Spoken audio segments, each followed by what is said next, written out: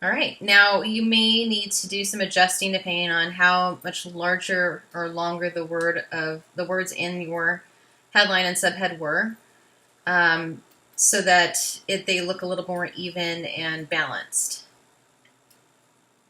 I think that looks about right. This is kind of interfering with me right now. Let me place an image in here just so that I can see what the image or what this page will look like balanced out.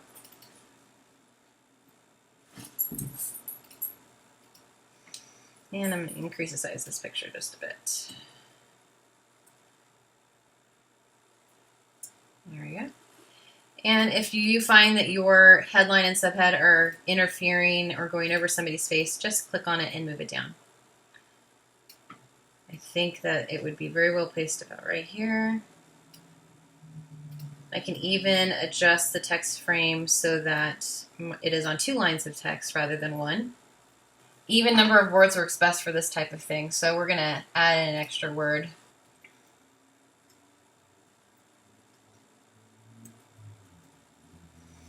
Alright, so I'm going to extend this text frame a bit and put my cursor in front of the second word, highlight the space, and hit Shift Return.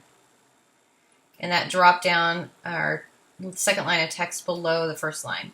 And now the leading between these two is too wide. So I want to select all this text and change the leading. So back over to the character panel, and to the left of the point size is the leading. Right now it's set at 57.6. I'm going to reduce that to 36.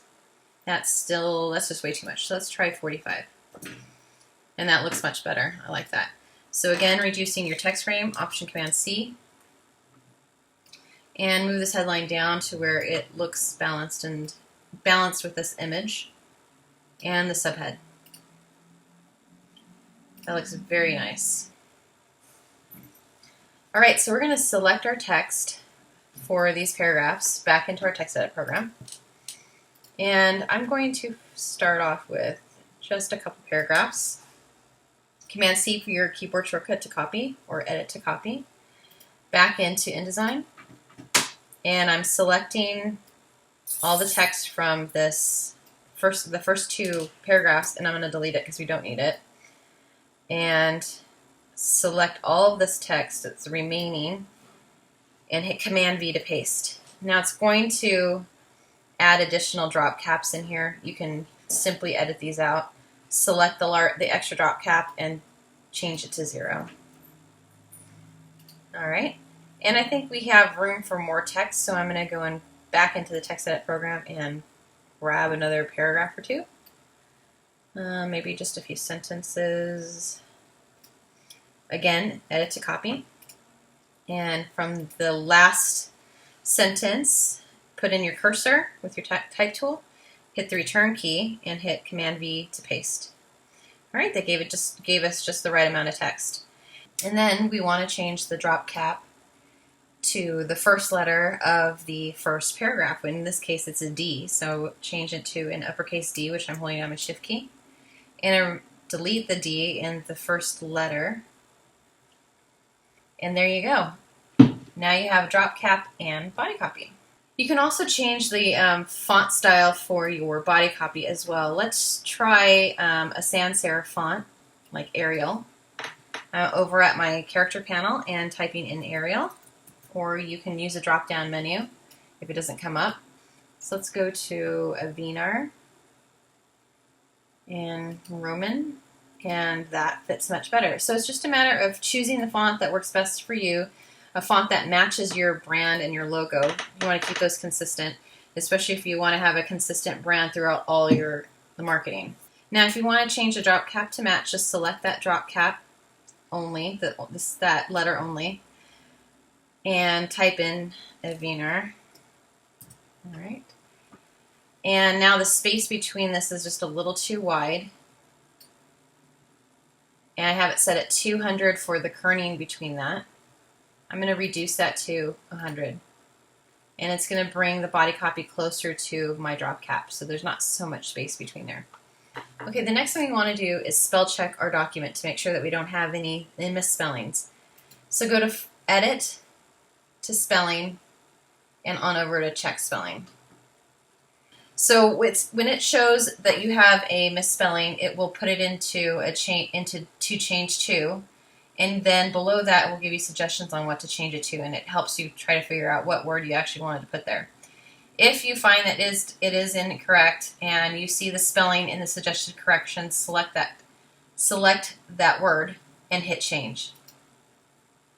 And just keep repeating this process until you've corrected all of your spelling. Another thing you can do to change the leading in your document is if you want to change the leading in the paragraphs themselves. I have quite a bit of space left for these 3 paragraphs on this page.